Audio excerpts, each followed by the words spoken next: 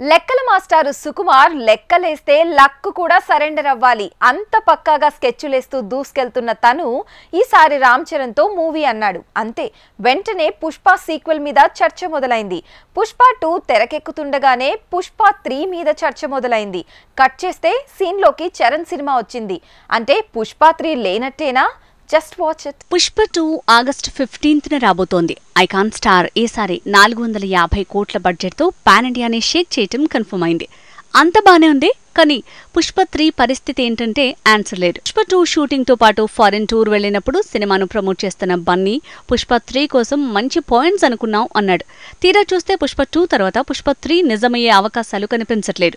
Attlee ప్రాజెక్టుని కూడా పక్కన పెట్టి మళ్లీ మాటల మాంత్రికుడి మేకింగ్కే బన్నీ సయ్యన్నట్టు గుసగుసలు పెరిగాయి. పుష్ప 3 అంటూ ప్రచారం పెరగగానే ఇది మరో RRR2 లేదంటే మరో బాహుబలి 3 అన్నారు.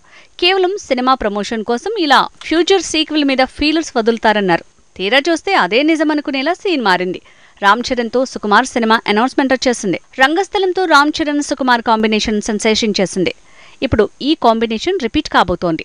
బుచ్చిబాబుతో చరణ్ చేసే సినిమా పూర్తయిన వెంటనే సుకుమార్తో చరణ్ మూవీ మొదలైతే మరి పుష్ప 2 తర్వాత పుష్ప 3 ఉండదా అంటే డౌటే అనేలా పరిస్థితులు మారుతున్నాయి. పుష్ప 3 కోసం మంచి కాన్సెప్ట్స్ డిస్కస్ చేశామని బన్నీ అన్నా కానీ అది కార్యరూపం దాల్చే అవకాశం తక్కువ. పుష్ప 2 ఆగస్టు 15న వస్తే అక్టోబర్ చివరి నుంచి చరణ్ మూవీ కోసం సుకుమార్ వర్క్ మొదలుపెట్టేలా ఉన్నాడు. అది సినిమాగా మారి రిలీజ్ అవ్వటానికి మరో ఏడాది వేసుకున్నా మరో 2 ఏళ్ల వరకు పుష్ప 3 పట్టాలెక్కే అవకాశం లేదు.